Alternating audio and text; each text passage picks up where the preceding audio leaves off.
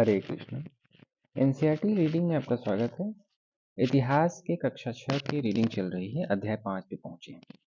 चलिए आज शुरुआत करते हैं। राज्य, राजा और एक प्राचीन गणराज्य। इसमें चुनाव के दिन की बात है। शंकरन इसमें एक छोटा बच्चा है। जब शंकरन उठा तो उसने देखा कि उसके नाना नानी वोट डालने जा रहे थे। दरअसल वे चुनाव केंद्र पर सबसे पहले पहुंचना चाहते थे। शंकरन जानना चाहता था कि आखिर वे इतने उत्साहित क्यों थे। उसके नाना जी ने उसे जल्दी में समझाने की कोशिश की और कहा, आज हम अपने शासकों का चुनाव करने जा रहे हैं। शासकों का चुनाव करने जा रहे हैं तो कुछ लोग शासक कैसे बने, यानी शासक कैसे बनते हैं, इसकी चर्चा इसमें हो रही है। कि लगभग 50 वर्षों से, अब तो 70 हो गया या 75 हो गया, हम अपने शासकों का चुनाव मतदान के जरिए करते आ रहे हैं। लेकिन बहुत पहले लोग शासक कैसे बनते थे? हमने अध्याय 4 में यह पढ़ा है कि कुछ राजा संभवतः जन या लोगों द्वारा चुने जाते थे। परंतु करीब 3000 साल पहले राजा बनने की इस प्रक्रिया में कुछ परिवर्तन दिखाई दिए। कुछ लोग बड़े बड़े यज्ञों को आयोजित कर राजा के रूप में प्रतिष्ठित हो गए। ओके। अश्वमेध यज्ञ एक ऐसा ही आयोजन था। इसमें घोड़े को राजा के लोगों की देख रेख में स्वतंत्र विचरण के लिए छोड़ दिया जाता था। जैसे कोई घोड़ा है आपका, उसको छोड़ दीजिए, और जो वो पकड़ेगा फिर वो राजा उससे युद्ध करेगा। इस घोड़े की को किसी दूसरे राजा ने रोका तो उसे वहां अश्वमेध यज्ञ करने वाले राजा से लड़ाई करनी पड़ती थी। अगर उन्होंने घोड़े को जाने दिया तो इसका मतलब यह था कि अश्वमेध यज्ञ करने वाला राजा उनसे ज्यादा शक्तिशाली था। इसके बाद उन राजाओं को यज्ञ में आमंत्रित किया जाता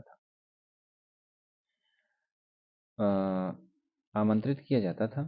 यह यज्ञ विशिष्ट पुरोहितों द्वारा संपन्न किया जाता था। इसके लिए उन्हें उपहारों से सम्मानित किया जाता था। अश्वमेध यज्ञ करने वाला राजा बहुत शक्तिशाली माना जाता था। यज्ञ में आमंत्रित सभी राजा उसके लिए उपहार लाते थे। इन सभी आयोजनों में राजा का मुख्य स्थान होता था। उसे राज सिंहासन या बाघ की खाल के एक विशेष आसन पर बिठाया जाता था। युद्ध क्षेत्र में राजा का सारथी ही उसका सहचर होता था। यज्ञ के अवसर पर वह राजा की विजयों तथा अन्य गुणों का गान भी करता था। राजा के सगे संबंधी, खासकर उसकी रानियों तथा पुत्रों को भी कई छोटे छोटे अनुष्ठान करने होते थे। अन्य सारे आमंत्रित राजाओं का काम, एक मिनट मित्रों, हाँ, अन्य सारे आमंत्रित राजाओं का काम सिर्फ बैठकर यज्ञ की पूरी प्रक्रिया को देखना भर था। राजा के ऊपर पुरोहित पवित्र जल के छिड़काव के साथ साथ अन्य कई अनुष्ठान करता था। विष अथवा वैश्य जैसे सामान्य लोग उपहार लाते थे, जिन्हें पुरोहित शूद्र मानते थे। उन्हें कई अनुष्ठानों में शामिल नहीं किया जाता था। तो इस यज्ञ में उपस्थित होने वालों की एक सूची बनाओ। पेशे के आधार पर वहां कौन कौन से वर्ग शामिल थे। अब वर्ण की बात करते हैं। वर्ण में क्या है कि इस समय उत्तर भारत में खासकर गंगा यमुना क्षेत्र में कई ग्रंथ रचे गए। ऋग्वेद के बाद रचे होने के कारण इन्हें उत्तर वैदिक ग्रंथ कहा जाता था। उत्तर वैदिक ग्रंथ कहे जाते हैं। इनके अंतर्गत सामवेद, यजुर्वेद, अथर्ववेद तथा अन्य ग्रंथ शामिल हैं। यानी ऋग्वेद के बाद कौन से रचे गए ग्रंथ? सामवेद, यजुर्वेद, अथर्ववेद। पुरोहितों द्वारा रचित इन ग्रंथों में विभिन्न प्रकार के अनुष्ठान और उनके संपादन की विधियां बताई गई। इनमें सामाजिक नियमों के बारे में भी बताया गया है। उस समय राजा में कई समूह थे, जिनमें पुरोहित, योद्धा, कृषक, पशुपालक, व्यापारी, शिल्पकार, श्रमिक, मछली पकड़ने वाले तथा जंगल में रहने वाले लोग शामिल थे। जहाँ कुछ पुरोहित तथा योद्धा वैभवशाली थे, वहीं कुछ कृषक और व्यापारी भी धनवान थे। दूसरी ओर पशुपालक, शिल्पकार, श्रमिक, मछली पकड़ने वाले, शिकारी, भोजन संग्राहक निर्धन थे। पुरोहितों ने लोगों को 4 वर्गों में विभाजित किया, जिन्हें वर्ण कहते हैं। ये वर्ण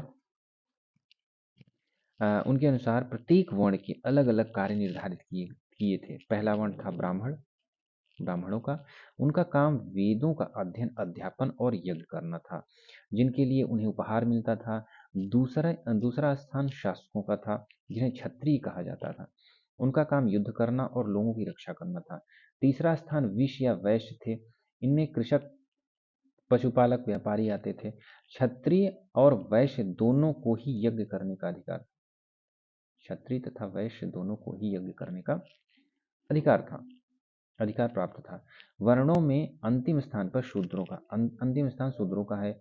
इनका काम अन्य तीनों वर्णों की सेवा करना था। इन्हें कोई अनुष्ठान करने का अधिकार नहीं था।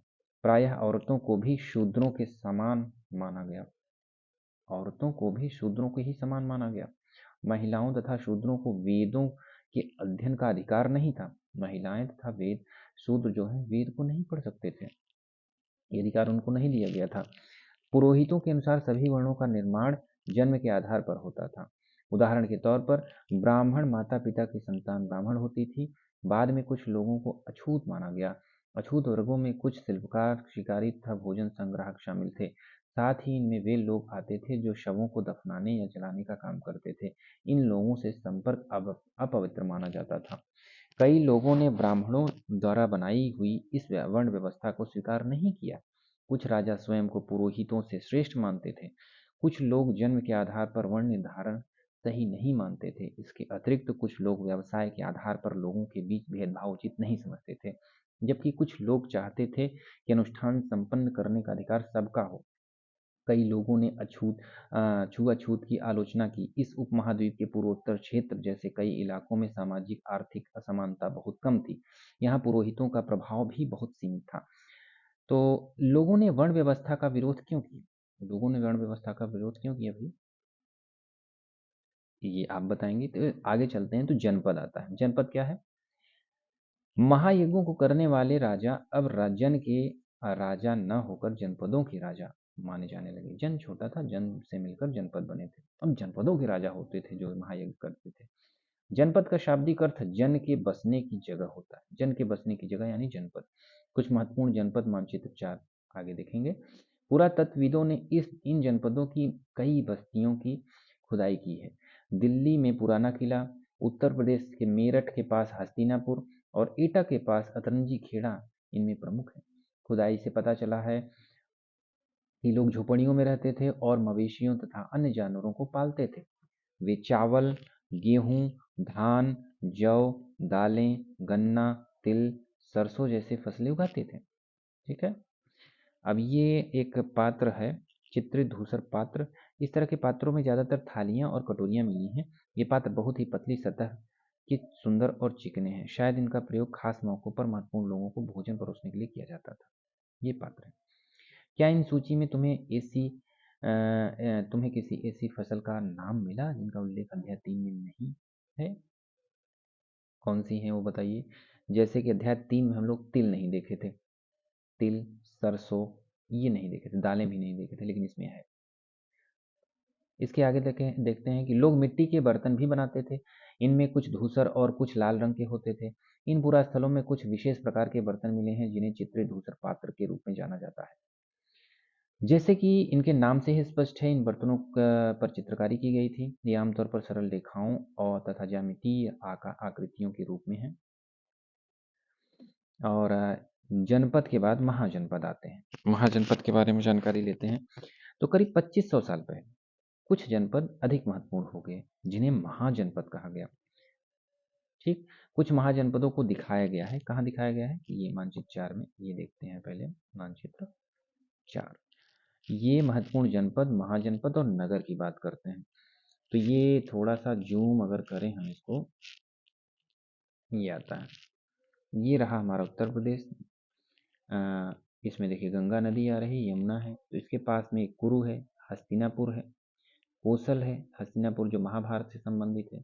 वैशाली जो बिहार में है, मगध जो आज बिहार में है, बिहार का क्षेत्र पूरा है। पाटलिपुत्र का राजगिरी है। कौशाम्बी देखिए इलाहाबाद के पास में है। ये वज्जी है, वज्जी महाजनपद, अंग महाजनपद है। और इधर उत्तर में आ जाते हैं तो गांधार है। गांधार नरेश जो महाभारत में मामा था, गांधार देश शकुनी यहीं का था। तो उसके बाद और अवंती देखिए, उज्जैन, ये सारे महाजनपद हैं और बाकी ये नदियां हैं। फिर इसमें आगे बढ़ते हैं, ये समझ आ गया होगा। तो 2500 साल पहले, हाँ ये हो गया। तो अधिकतर महाजनपदों की एक राजधानी होती थी। कई राजधानियों में किलेबंदी की गई थी, अर्थात उनके चारों ओर लकड़ी, ईंट या पत्थर की ऊंची दीवारें बनाई गई थी। ऐसा लगता है कि लोगों ने अन्य राजाओं के आक्रमण के डर से अपनी सुरक्षा के लिए इन किलों का निर्माण किया था। कुछ राजा अपनी राजधानी के चारों ओर विशाल, ऊंची, प्रभावशाली दीवार खड़ी कर अपनी समृद्धि समृद्धि को क्या करते थे, दर्शाते थे। हाँ, समृद्धि और शक्ति का प्रदर्शन भी करते थे। इस तरह से किले के अंदर रहने वाले लोगों और उस क्षेत्र पर नियंत्रण रखना भी सरल हो गया होगा। इस तरह की विशाल दीवार बनाने के लिए व्यापक योजना की आवश्यकता थी और लाखों की संख्या में ईंटों और पत्थरों का इंतजाम करना पड़ता था। हजारों स्त्री पुरुष बच्चे इसके लिए अथक परिश्रम किया होगा। स्त्री पुरुष बच्चों ने इनके लिए संसाधनों की आवश्यकता पड़ती होगी। राजा अब राजा सेना रखने लगे थे। राजा क्या करते थे, अब सेना रखने लगे थे। सिपाहियों को नियमित वेतन देकर पूरे साल रखा जाता था। कुछ भुगतान संभवतः आहत सिक्कों में, 84 में देखेंगे, आहत सिक्कों के रूप में, मतलब मोहर को मारा हुए सिक्कों में। इन सिक्कों के बारे में तुम अध्याय 8 में पढ़ोगे, आगे देखेंगे। महाजनपदों के राजा ऋग्वेद में उल्लिखित राजाओं से किस प्रकार भिन्न थे, दो अंतर बताओ। ये क्या कहा गया है कि महाजनपद में, अभी जो महाजनपद है जिसे सेना रख रहे हैं, और ऋग्वेद के राजा में क्या अंतर है। ऋग्वेद में क्या था कि वहाँ पे सेनाएं थी कि नहीं थी, प्राचीर थी कि नहीं थी, ये सारी चीज़ें आप बताएंगे। एक कौशाम्बी में एक किले की दीवार है ये। यह आधुनिक उत्तर प्रदेश के इलाहाबाद के पास मिली ही ईंट की दीवार के अवशेष हैं। इसके भाग का निर्माण संभवतः 2500 साल पहले हुआ था। इसका निर्माण 2500 साल पहले आज भी कौशाम्बी में है, आप देख सकते हैं जाके। कर की बात करते हैं। कर, महाजनपदों के राजा विशाल किले बनवाते थे और बड़ी सेना रखते थे, इसलिए उन्हें प्रचुर संसाधनों की आवश्यकता थी। इसके लिए उन्हें कर्मचारियों की भी आवश्यकता होती थी। अतः महाजनपदों के राजा लोगों द्वारा समय समय पर लाए गए उपहारों पर निर्भर न रहकर अब नियमित रूप से कर वसूलते थे। नियमित रूप से कर वसूलते थे। ठीक है, उपहारों से अब काम नहीं चलता था। जैसे इसमें कुछ दिया गया है कहाँ कहाँ कर लगते थे। तो फसलों पर लगाए गए सबसे महत्वपूर्ण कर, फसलों पर लगाए गए कर सबसे महत्वपूर्ण थे, क्योंकि अधिकांश लोग कृषक थे, इसलिए इनसे ज़्यादा रेवेन्यू मिलता था। प्रायः उपज का 1/6वां हिस्सा कर के रूप में निर्धारित किया जाता था, जिसे भाग कहा जाता था। 1/6वां हिस्सा कर के रूप में निर्धारित किया जाता था, जो फसलों पर लगाया जाता था, जिसे भाग कहते थे। कारीगरों के ऊपर भी कर लगाए गए, जो प्रायः श्रम के रूप में चुकाए जाते थे। जैसे कि एक बुनकर, लोहार, सुनार को राजा के लिए महीने में एक दिन काम करना पड़ता था। पशुपालकों को जानवरों या उनके उत्पाद के रूप में कर देना पड़ता था। जैसे पशुपालक हैं, उन जानवर हैं, उनके उत्पाद क्या हो सकते हैं, दूध, दही हो गया, ये सब कर देना पड़ता था। व्यापारियों को सामान खरीदने बेचने पर भी कर देना पड़ता था। जो व्यापारी सामान खरीद बेच रहे हैं उस पर भी कर लगाया जाता है। आखेटकों तथा संग्राहकों को जंगल से प्राप्त वस्तुएं देनी होती थी। जो जंगल से प्राप्त है थोड़ा सा राजा को देना पड़ेगा, नहीं तो नहीं मिलेगा। आखेटक तथा खाद्य संग्राहक राजाओं को क्या देते होंगे। आखेटक जो शिकारी हैं, जो खाद्य संग्राहक हैं, जो फल कंदमूल इकट्ठा करते हैं, वो क्या देते होंगे, सोचिए। वही सब देंगे ना, शिकार कर रहा है तो आधा शिकार दे दिए, मान लीजिए 1/4, एक तिहाई। खाद्य संग्राहक है तो जो संग्रह किया है उसमें कंदमूल फल थोड़ा राजा के पास पहुंचा दिए, तो यही सब देते होंगे ना। कृषि में परिवर्तन कैसे हुआ। इस युग में कृषि के क्षेत्र में दो बड़े परिवर्तन हुए आए। हल के फाल अब लोहे के बनने लगे। जो हल होता था, इसके फाल अब लोहे के बनने लगे, यानी अब कठोर जमीन को लकड़ी के फाल की तुलना में लोहे के फाल से आसानी से जोता जा सकता था। यानी जो परती पड़ी कठोर जमीन है उसको भी अब खेत बनाया जा सकता था। इसमें फसलों की उपज बढ़ गई। दूसरे, लोगों ने धान के पौधों का रोपण शुरू किया, अर्थात खेतों में बीज छिड़कर धान उपजाने के बजाय धान की पौध तैयार कर उनका रोपण शुरू किया गया। अब पहले की तुलना में बहुत ज़्यादा पौधे जीवित रह जाते थे, इसलिए पैदावार भी ज़्यादा होने लगी। इसमें कमर तोड़ परिश्रम लगता था। ये काम ज्यादातर दास, दासी या भूमिहर किसान मजदूर करते थे। ठीक है।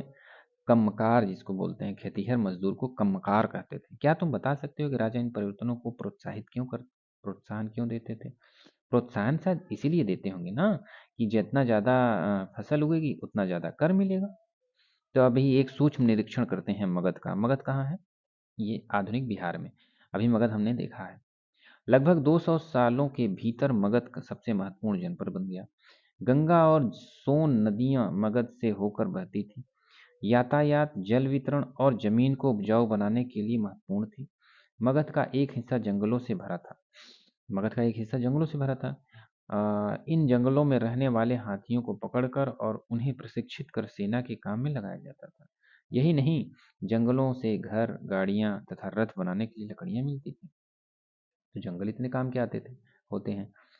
इनके अलावा इन क्षेत्र में लौह अयस्क की खदानें हैं। मजबूत औजार, हथियार बनाने के लिए ये बहुत उपयोगी थे। मगध में दो बहुत ही शक्तिशाली शासक बिंबिसार और अजातशत्रु हुए। इन जनपदों को जीतने के लिए हर संभव साधन अपनाते थे। महापद्मनंद एक और महत्वपूर्ण शासक थे। उन्होंने अपने नियंत्रण का क्षेत्र इस महाद्वीप के उत्तर पश्चिम भाग तक फैला दिया था। बिहार में राजगिरी, आधुनिक राजगिरी, कई सालों तक मगध की राजधानी बनी रही। बाद में पाटलिपुत्र, आज का पटना, की राजधानी बनाया गया। फिर 2300 साल पहले की बात करें तो पहले की बात है, मेसिडोनिया का राजा सिकंदर विश्व विजय करना चाहता था। पूरी तरह सफल न होने पर भी वह मिस्र और पश्चिम एशिया के कुछ राज्यों को जीतता हुआ भारतीय उपमहाद्वीप में ब्यास नदी के किनारे तक पहुंच गया। जब उसने मगध की ओर कूच करना चाहा तो उनके सिपाहियों ने इनकार कर दिया। वे इस बात से भयभीत थे कि भारत के शासकों के पास पैदल, रथ और हाथियों की बहुत बड़ी सेना है। इन सेनाओं और ऋग्वेद में उल्लिखित सेनाओं के बीच तुम्हें क्या अंतर दिखाई देता है? हाथी घोड़ों के साथ जो सेनाएं थी और ऋग्वेद में जो सेनाएं थी, उनमें अंतर बताइए। एक महाजनपद है वज्जी। पहले देखते हैं कि एक शब्द है गण।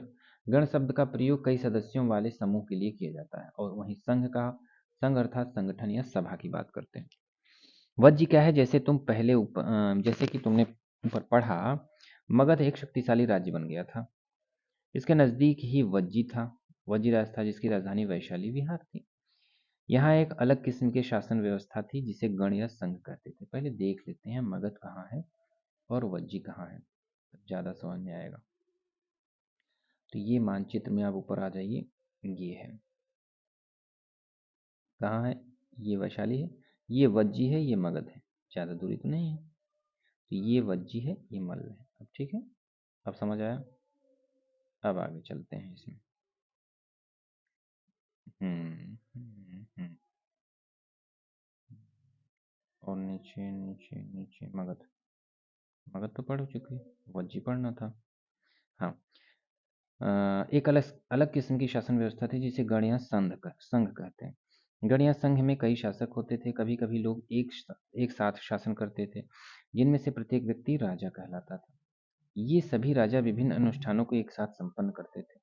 सभाओं में बैठकर ये बातचीत, बहस और वाद विवाद के जरिए तय करते थे कि क्या करना है और किस तरह करना है। शत्रुओं के आक्रमण से निपटने के लिए वे मिलकर चर्चाएं करते थे। स्त्रियां, दास और कम्मकार इन सभाओं में हिस्सा नहीं ले सकते थे। ठीक, ये हो गया। बुद्ध तथा महावीर, जिनके बारे में तुम अध्याय 6 में पढ़ोगे, दोनों ही गण या संघ से संबंधित थे। बौद्ध साहित्य में संघ के जीवन का बहुत ही सजीव वर्णन मिलता है। ठीक है। वज्र संघ का वर्णन दीघ निकाय, ये वज्र संघ का वर्णन दीघ निकाय से मिलता है। दीघ निकाय क्या है? बौद्ध ग्रंथ है दीघ निकाय, जिसमें बुद्ध के कई व्याख्यान दिए गए हैं। इन्हें करीब 2300 साल पहले लिखा गया था। अजातशत्रु और वज्जी संघ। अजातशत्रु वज्जी संघ पर आक्रमण करना चाहते थे। उन्होंने अपने मंत्री अवस्कार को बुद्ध के पास सलाह के लिए भेजा। बुद्ध ने उनसे पूछा कि क्या वज्जी सभाएं नियमित रूप से होती हैं तथा उनमें सभी सदस्य उपस्थित होते हैं। जब उन्हें पता चला कि ऐसा होता है तो उन्होंने कहा कि वज्जीवासी तब तक उन्नति करते रहेंगे जब तक वे पूर्ण और नियमित सभाएं करते रहेंगे, आपस में मिलजुल कर काम करते रहेंगे, पारंपरिक नियमों का पालन करते रहेंगे, बड़ों का सम्मान, समर्थन, उनकी बातों पर ध्यान देते रहेंगे। ये जब तक करते रहेंगे तब तक वज्जी बना रहेगा। इसके अलावा वज्जी महिलाओं के साथ जोर जबरदस्ती नहीं करेंगे और उन्हें बंधक नहीं बनाएंगे। शहरों तथा गांवों में चैत्यों का रखरखाव करेंगे। विभिन्न मतावलंबी संतों का सम्मान करेंगे और उनके आगे आने या जाने पर कोई रोक नहीं लगाएंगे। ठीक है। तो वज्र संघ अन्य महाजनपदों से कैसे भिन्न था? कम से कम 3 अंतर बताइए। तो पीछे जाके आप 3 अंतर बता सकते हैं। कई शक्तिशाली राजा इन संघों को जीतना चाहते थे वज्जी को। इसके बावजूद उनका राज्य अब से लगभग 1500 साल पहले तक चलता रहा, फिर भी चलता रहा। उनके बाद गुप्त शासकों ने गढ़ और संघ पर विजय प्राप्त कर उन्हें राज्य में शामिल कर लिया। इसके बारे में तुम अध्याय 10 में पढ़ोगे। जिस समय भारत में ये सारी चीजें चल रही थी, उस समय विश्व में क्या हो रहा था? यूनान और एथेंस को ढूंढो। यूनान और एथेंस को आप विश्व मानचित्र पर ढूंढिए। लगभग 2500 साल पहले एथेंस के लोगों ने एक शासन व्यवस्था की स्थापना की जिसे प्रजातंत्र या गणतंत्र कहते हैं, जो आज तक चल रहा है। यह व्यवस्था लगभग 200 सालों तक चली। इसमें 30 साल से ऊपर के उन सभी पुरुषों को पूर्ण नागरिकता प्राप्त थी जो दास नहीं थे। वहां एक सभा थी जो महत्वपूर्ण विषयों पर निर्णय लेने के लिए साल भर में कम से कम 40 बार बुलाई जाती थी। ठीक। इन सभा में सभी नागरिक भाग लेते थे। शासकों के कई पदों पर नियुक्तियां लॉटरी से निकाली जाती थी। ठीक। सभी नागरिकों को सेना और नौसेना में अपनी सेवाएं देनी होती थी। औरतों को नागरिकों का दर्जा नहीं मिला था एथेंस में भी। व्यापारियों और शिल्पकारों के रूप में एथेंस में रहने और काम करने वाले बहुत से विदेशियों को भी नागरिक अधिकार नहीं मिले थे। एथेंस में खदानों, खेतों, घरों, कार्यशालाओं में काम कर रहे दासों को भी नागरिक अधिकार नहीं मिले थे। क्या एथेंस में वास्तव में जनधन था? ऐसा तो नहीं लगता है, लेकिन फिर भी शुरुआत तो वहीं से हुई है। कल्पना करो वैशाली के उस सभागार में तुम अंदर झांक रहे हो जहां मगध के राजाओं द्वारा आक्रमण का सामना करने के विषय पर चर्चा की जाए। तुमने क्या सुना? मान लीजिए मगध के राजा वज्जी पर आक्रमण करना चाहते हैं और वज्जी के जो राजागण हैं, जो गण हैं, वो सब आपस में चर्चा कर रहे हैं कि क्या क्या करना चाहिए, कैसे कैसे करना चाहिए, क्या हो सकता है। इमेजिन करिए। उपयोगी शब्द में राजा, अश्वमेध, वर्ण, जनपद, महाजनपद, किलेबंदी, सेना, कर, पौधरोपण, गण अथवा संघ, प्रजातंत्र, ये उपयोगी वर्ड है। एक चीज इसमें इंपॉर्टेंट है, ये तिथियां। तो नए शासक कब आए? लगभग 3000 साल पहले। महाजनपद कब हुआ? लगभग 3000 साल पहले। सिकंदर का आक्रमण कब हुआ? लगभग 2300 साल पहले। और गण और संघ राज्यों का अंत कब हुआ? लगभग 1500 साल पहले। रिपीट कर लीजिए। नए शासक कब आए? 3000 साल पहले। महाजनपद कब आया? लगभग 3000 साल पहले। सिकंदर का आक्रमण दीघ निकाय का लेखन है, 2300 साल पहले। दीघ निकाय हमने देखा बौद्ध ग्रंथ है। और उसके बाद गण या संघ राज्यों का अंत देखा 1500 साल पहले। तो ये होता अपना चैप्टर समाप्त। और इसके आगे चलते हैं 6वें पे अगले वीडियो में। बहुत बहुत धन्यवाद। हरे कृष्ण।